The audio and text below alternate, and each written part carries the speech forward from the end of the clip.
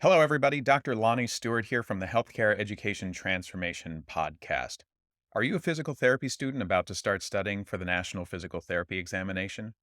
Or maybe you're a professor, a program director, or clinical instructor who teaches DPT students preparing for the NPTE?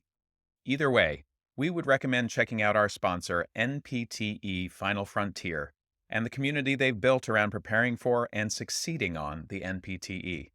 That exam and the preparation that goes along with it can be long, tedious, difficult, and stress-inducing, but it doesn't have to be. NPTE Final Frontier has the tactics and resources to help address all of the usual barriers. They even have scholarships to help with NPTE study courses, FSBPT registration fees, and even research opportunities. And if that's not enough, they're even donating to the very first annual HET Podcast Scholarship to be awarded at the end of every year. Go to npteff.com for all of the details and use code HET for 10% off all purchases.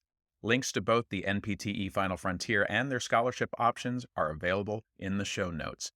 And now, let's get ready to learn. Hello, everybody. Dr. F. Scott Feil here with another Teach Me Something Tuesday episode of the HET Podcast. This is part 3 in a 4-part series of becoming a master adaptive learner. This section is part 3, and it's all about assessing. We've worked a little bit so far on just doing our basic planning. Then we've gone to basic learning. But now we've got to assess if what we're learning is sinking in, if we're getting it, and if it really is effective in the teaching aspect so that we are able to transfer the knowledge and learn from it. So when it comes to the assessing part, learners have to try out what it is that they've been taught and what they've learned by comparing and contrasting their self-assessment with external feedback. And this is important here because this is called informed self-assessment, and it supports itself by learning and discipling and aligning the gut feelings of the learner and trying out what it is they think they've learned and they've got down and they think they've got the process right.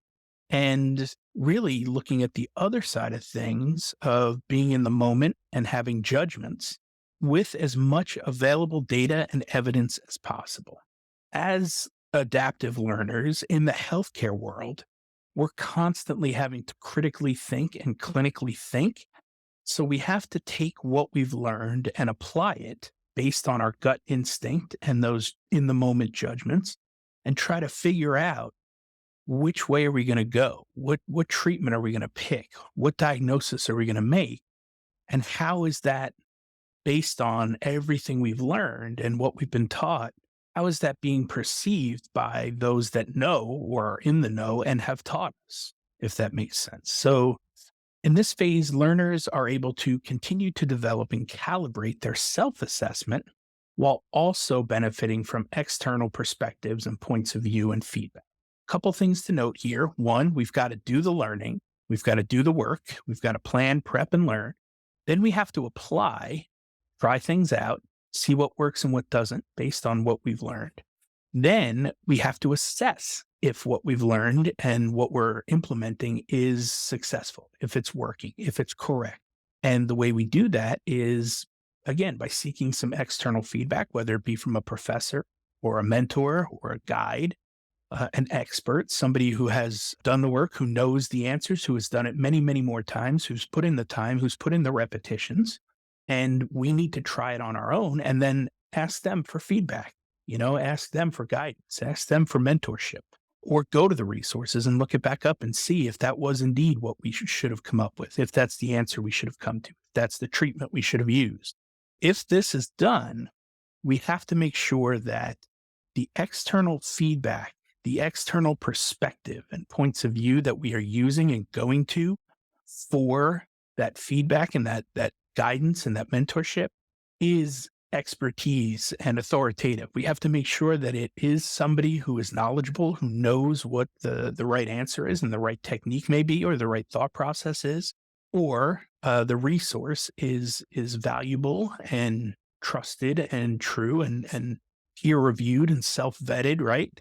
To make sure that these resources that we're going to for external perspective and points of view are what they say they are, right? That they are doing what they're supposed to do and giving us the feedback we need. So it's a combination of both us trying things, going with our gut instinct, making on the snap decisions, but also then asking for feedback after the fact or during and guidance and mentorship, just to make sure that what we think we heard and learned and kind of processed through is indeed what was meant and that it is the right path and the right way. So that is the third part to this becoming a master adaptive learner. It's assessing. So I hope that was helpful, and we'll wrap this up on the fourth and final section of this four-part series on becoming a master learner. Hope that was helpful, and we'll see you next time. Well, I hope that episode was entertaining as much as it was informational and educational. If you enjoyed this episode or any of our past episodes, we ask you to please subscribe to the podcast and leave us a rating and review. And please share out the episodes to those who you feel may be able to benefit from them. We also urge you to follow us on all social media platforms at HET Podcast and let us know what topics or experts you would like to hear from in future episodes. And just as a reminder, none of the information on today's show should be considered medical advice. It's simply infotainment or edutainment to help educate our audience. For medical advice, we always advise you to reach out to your preferred medical professionals, and we'll see you on the next show.